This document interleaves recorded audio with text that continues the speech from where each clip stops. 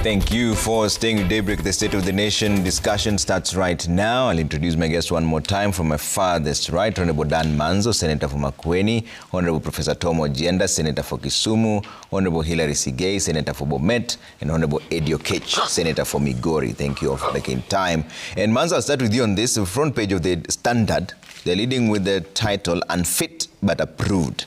Dry cleaners. Parliament has lived up to its tag of being executive's laundromat. While legislators had serious concerns about several cabinet appointees, they chose to look the other way and rubber stamp President William Ruto's choices. There was murmurs and protests, but all that now stands between the new team and the office. His swearing-in ceremony to be announced soon. Has Parliament become the executive's laundromat? Yes, certainly so. You know, a lot of bills, sorry, my apologies. Yeah. A lot of bills which come to Parliament, they go back the same way they left State House. You do public participation where the views of the people they really don't matter. They will not be captured. And then it comes to the House is lobbied heavily, and the House votes, and the bill goes back to State House the way it left. So the role of the House has really been diminished. The House is under capture. Of course, there is now tyranny of numbers with an opposition which is doesn't have the numbers. It is also, of course, the majority will have their way, while the minority will have their say. And this is what happened. And I'm not surprised. I am aware that Mrs. Cheptumo is a lawyer. And she's also a very experienced civil servant, because one time she was in the Ministry of Cooperatives, and then later on, you know, went and read law. And although she was there for the first time, as you could see she will face challenges here and there, but I believe she'll pick, you know, our docket is easy to manage. When you come to Ruko, he's only been a member of Parliament for 2 years. Nothing else is known of him other than being a loud politician. And what the government has succeeded doing is hiring, people who are very good at talk, but reality is zero. You know what they stand for. The integrity. You know somebody who will stand for something and stand for the truth and advise the president without fearing him. Yeah. So the biggest problem has been having a cabinet which is also totally captured, and as they sit with the president there, they are like school children, and they listen. You know, gone are days when people like Professor Ongeri were in cabinet, a professor of medicine, who will then be a minister for health and understands the whole thing, working with people like Nikal, first of all having worked as doctors for a long time and having understood, that area. And then now they come to work in the ministry, and you find they know what they are doing. So I'm not surprised. And as I've said before, the only cabinet secretary I've seen make a little bit of effort or understands what he's doing, and he's making a very big effort against a lot of odds and against and try to cover up a government which is totally collapsing. He's Honorable Duale. He makes quite an effort. And you see, he was a leader of... Who has been moved 3 times. Yeah, he has been moved 3 times. That shows some level of question marks. He has been moved to like in the case of health, health was doing very badly before he went there, because the people who have served in health understood it very little and did not communicate well. Because part of health, you must communicate. Is he a doctor? He's not a doctor. But you just said that back in the day... I would have loved if Professor Ongeri, who is still very strong, if he was hired for that docket, it would have been much better. Honorable Duale is trying. But one of the good things about him, he understands, even whatever field he's been taken, he understands the law governing, because for a long time he made law. And you see, like, the laws dealing with health now, despite the problems of the 104 billion procured system you know, which you cannot explain, and many other messes he's got to sort out. At least he understands the laws and the regulations, and he's able to follow up. Many of the ministers don't understand at all. You come to present regulations which are supposed to be under your signature, and you don't know them. You have to turn every minute and look at the directors. What would have been ideal position? Let me finish on this. First of all, the ministries from the Kibaki experience. He used to promote senior civil servants who have gone to director level to become PSs, because the government is run by PSs. The ministers, you know, promote policy of the government. But when you've got people who are fit but approved, I am sorry, William Ruto, you are going to have a harder time. Kenyans are not with you, and your government has collapsed. Prof, has the government collapsed before you answer the question in terms of whether the parliament is an executive's laundromat? Good morning, Trevor. Morning. I think my colleague and friend, Daniel Manzo, is hilarious. When government is at its best, all he sees is a collapse. I do not know what lens he chooses or how he sees. I think he needs to work on his side, clearly, because the many gains that have been made in government cannot be gainsaid. Right here, you can see that the vetting process that we're dealing with is a process that went well. Ruku has been in the Security Committee for a long time, a very vibrant member of Parliament. I have interacted with him severally, and fits the bill. He will make an excellent CS for a public service. Mrs. Cheptumo, who is an accomplished lawyer of many years, and I think there's a thin line between policy, which is the role of the CS. The CS outlines policy for the ministry while sitting, of course, within a frame that is meant to simply establish or create structures for the ministry. Of course, then the PS then does the technical work and all that. Mrs. Cheptumo was responding to questions and only highlighted the economic reality and what has been in the media, where a number of young girls have lost their lives. And yet the first post was an apology on the same. Yes, yes, exactly. And I think a slip in responding to some of the questions. Perhaps she was too blunt or went to things that she shouldn't have said. But in my view, that does not make her unfit to hold office. This is a lawyer of many years. This is an accomplished policy person, because I know what she has done, and I'm sure that she will deliver in the docket agenda. She has the requisite pulse, experience, and over the years, she has worked in many departments, including the cooperative department, dealing with policy issues. So I am sure that, you know, that is not an issue that will stop her from delivering. Trevor, let me say this. That even when you want to give, you go to a mark sheet and you want to mark what government has achieved, you look at different departments and different areas.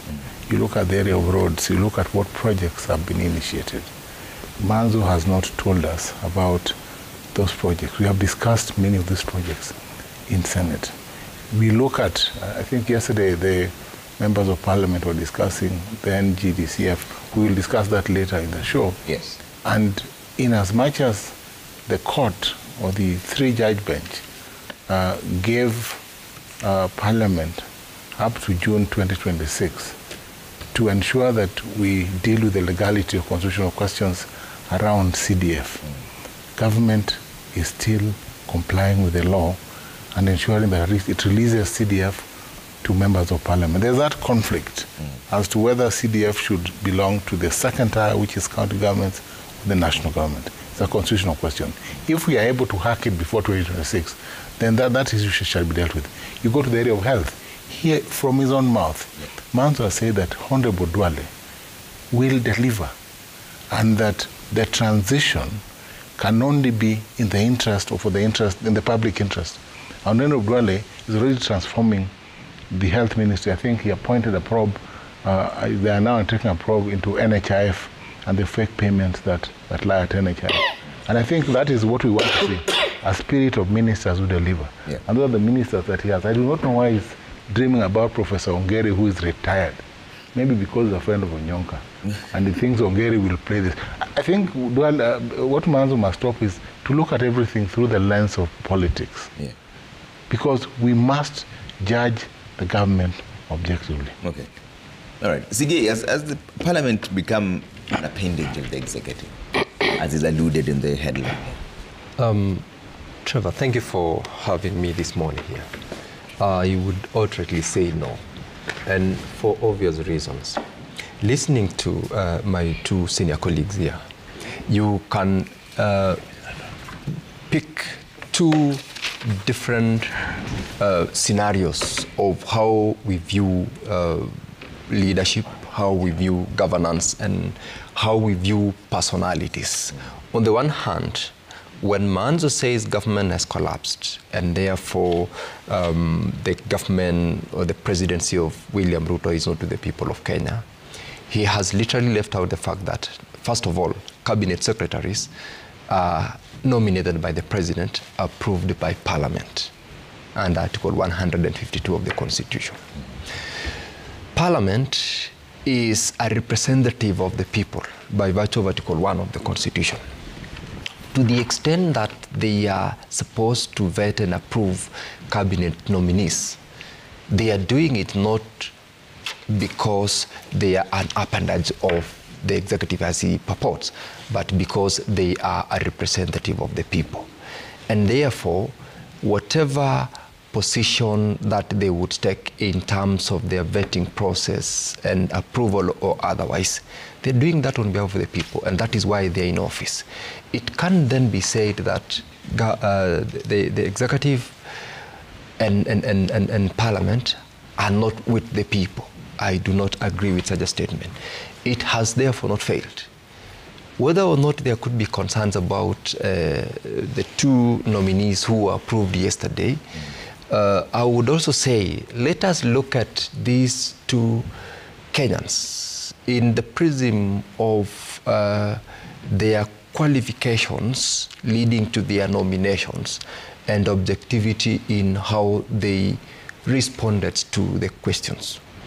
I haven't heard him say anything positive that the Honorable Ruku commented or has done in the 2.5 years he's been in Parliament, representing the people of his constituency. Yet, in the papers, which I'm sure he's read, there are areas objectively made reference to by the media on the contributions that he has made. I would have then be very happy if he had juxtaposed that he has done well in 3 projects, he failed in 1 project. That can only be the objective prism we would look at leadership. And therefore, similarly to Parliament, we cannot just blanketly say they have failed. They have not failed. They have done so much in terms of legislation. Okay. And I am sure when he made reference to Parliament, he's definitely not saying that because he's in Senate, which is Parliament, he has failed. And therefore, he's not representing the people who sent him to Senate well. Okay. So it has not failed. And the government is just like any other family setup where you're doing your best to serve your children, to serve your people, notwithstanding the existence of challenges here and there, which of course we are attempting to overcome. All right. Eddie, is this a fair headline? A fair headline can never be synonymous with standard, but good morning, Trevor. Good morning. Excuse me. I had a long day yesterday traveling to serve my people in Migori. And then I had to travel back because of this interview and a few bills that were supposed to support in Parliament. Is this a fair headline, Trevor? I think I've been looking at standard headlines in the last few months, and they've been very interesting. Standard has provoked my mind to think about what does it mean to be a Kenyan. This is something that I think that we leaders who are sitting here must ask ourselves. The people in the media must ask themselves. The young people in this country, Gen Zs, must ask themselves. Business community must ask themselves that, what does it really mean to be a Kenyan? Are we guests in this country? Are we being invited so that everybody is in this country to seek for their well-being and modes of survival? Then once you get some economic survival in this country, then there's somewhere you're going. I don't know whether Maanzo is going back to Uganda, or Ojenda is going back to Tanzania, or my friend here, Hilary, is going back to Namibia. I don't know where Kenyans find themselves today, where you can find a media that is extremely hell-bent at portraying a country that is a country that has collapsed, that is a weak state, that they themselves don't belong into. Because, Trevor, this is even a better title that you've seen in Standard, because I'm answering your question. The Standard that you've seen in the past weeks is a Standard that has actually lacked what I call public accountability. And I think that there must be a war between Standard and some people. This is me just seeing as a Kenyan, not even as a politician. And sometimes I think that this country gives us so much opportunity that sometimes we underestimate how well off we are as a people in terms of opportunity that we are given. So for instance, if today I come from Nyanza and I happen to own the biggest fish industry, and then I've got economic war with people in government or otherwise other people, and then I choose that I will sell good fish to everyone, but if it is fish that is going to particular people, I will poison it. I think it's a very bad state of affairs to be. I think we, as media, and also as a people, government, people in government, people in business, we must think about one thing, that this country we are given, we have only inherited it from the people who came from before us. And we are also borrowing it from the future generation. Today you might be a Gen Z, you're younger, but then there were Gen Zs who were there during Kenyatta's time. The people who are running around now guiding the country. And they're on the way out. So therefore, when we want to build our country, I think I would wish to call back the country to an idea of patriotism. The idea that, do we exist among other countries that we can be able to start competing at that level? Which is where it brings me back to the conversation about these two nominees, Trevor. The gentleman who has been nominated to lead our public service and human resource capital, the ministry deals with not just not just the issue of public service, but it also deals with human capital development and special programs. You can agree with me, Trevor, that Kenya today faces the hardest challenge in our public service.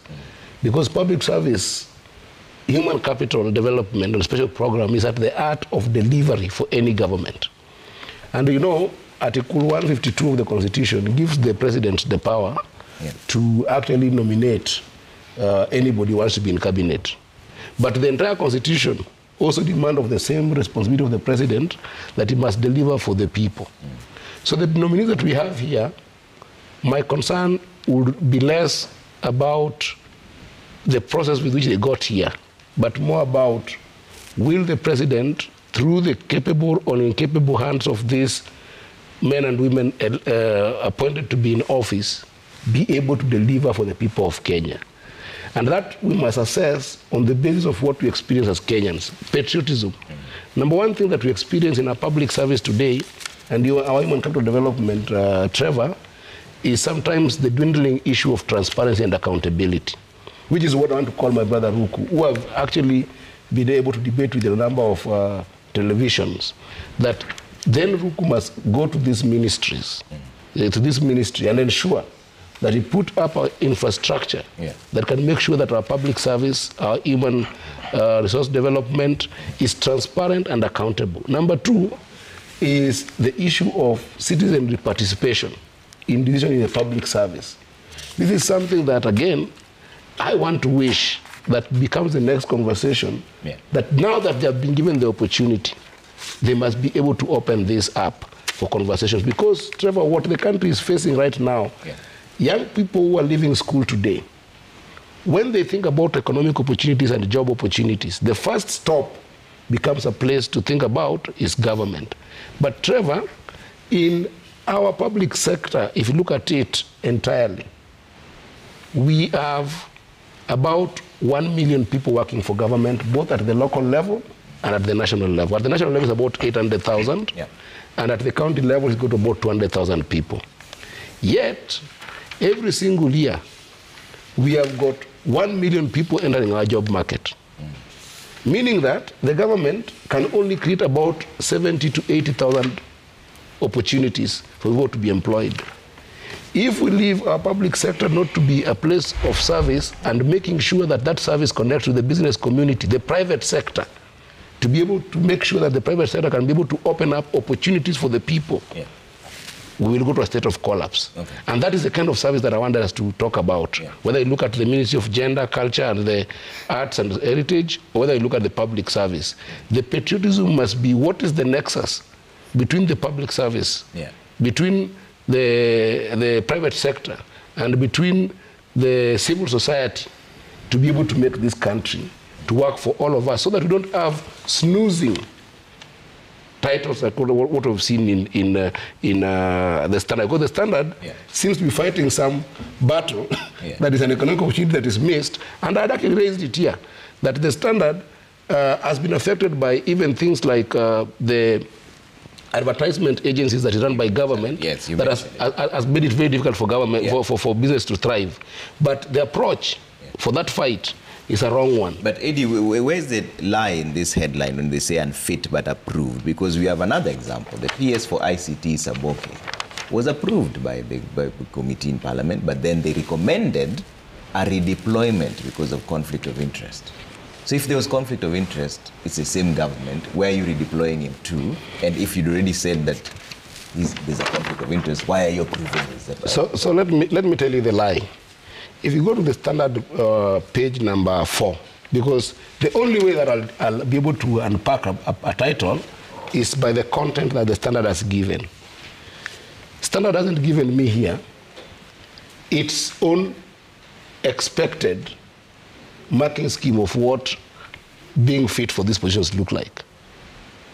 For instance, Standard hasn't given me a rundown of what they were expecting to be the qualification of a CS for public service, human capital development and special programs nominees, and the corresponding inadequacy of Mr. Ruku. Standard hasn't given me what they see in their best understanding as qualification for our gender minister, culture, the heritage and sport, and the corresponding lack of that qualification of Madam Anne Cheptumo. The only default that I have is that are these individuals holding some basic degrees that can be able to make them leaders in those corresponding ministries? Because, you know, the CS of any ministry in this country is the leader of that department, but then you've got what we call accounting officers. And those accounting officers, the top one becomes somebody like the PS, who is the technical person who must be able to ensure that there's program run down in this. And somebody like Madam Anne Cheptumo, I'm sorry that he made some statements that I don't think they were overly wrong, but I think that she was insensitive to the fact that, apart from the fact that young ladies find themselves in economic situations that are difficult, femicide is also just a crime that needs to be pointed out as a criminal activity that needs to be dealt with. I think she should have appreciated that. They should have had a better way of bringing up a point on the issue of economic issues of women. But other than that, she's a seriously qualified lawyer in this country. I will take a quick break when you come back. I know you still have some comments to make on this. I'll come back and finish up on that, and then we'll get into the NGCDF discussion. Keep your views coming at Trevor Mbija at Citizen TV Kenya. Use the hashtag Daybreak. See you in just a bit.